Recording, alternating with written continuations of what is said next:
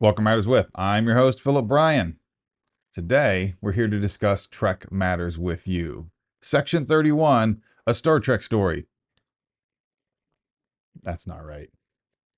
Star Trek, Section 31.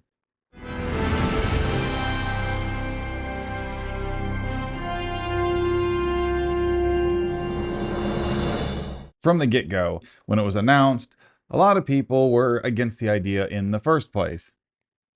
I wasn't one of those. The universe is big. The Star Trek universe, because of all the parallel timelines and time travel, and it's even bigger.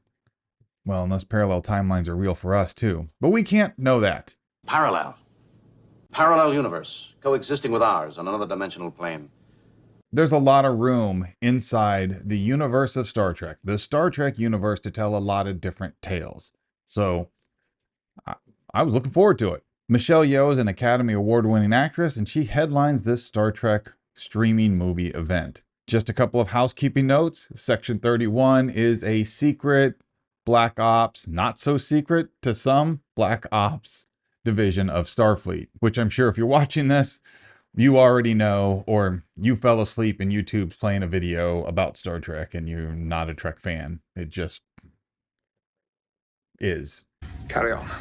I always like to know when something is in the timeline.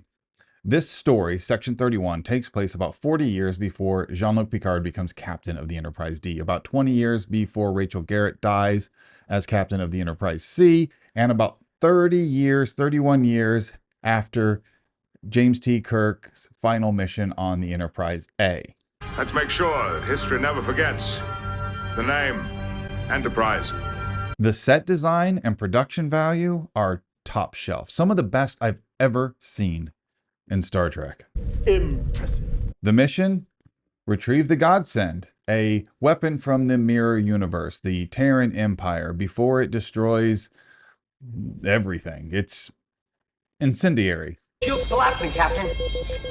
A Suicide Squad of motley crew band of misfits of Charlie's Angels and Demons sets out on an action-packed adventure that's not nearly as witty or fun or as endearing as it thinks it is. Red alert.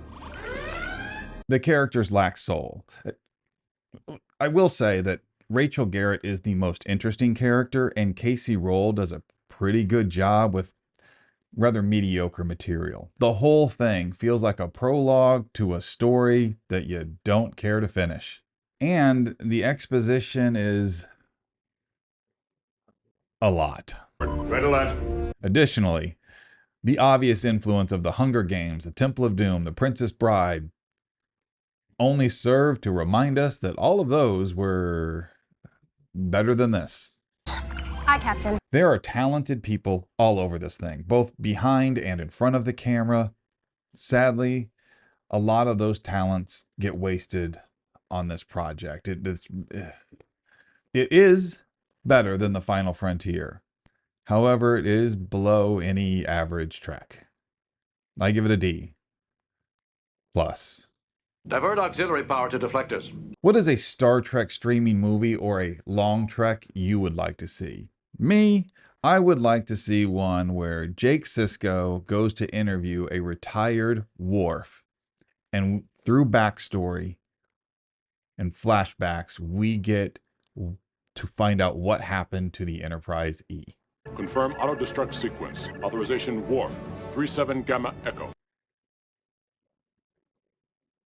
Let me know what you think. What did you think of Section 31, and what is a Star Trek streaming movie or long Trek you would like to see? We'll talk soon.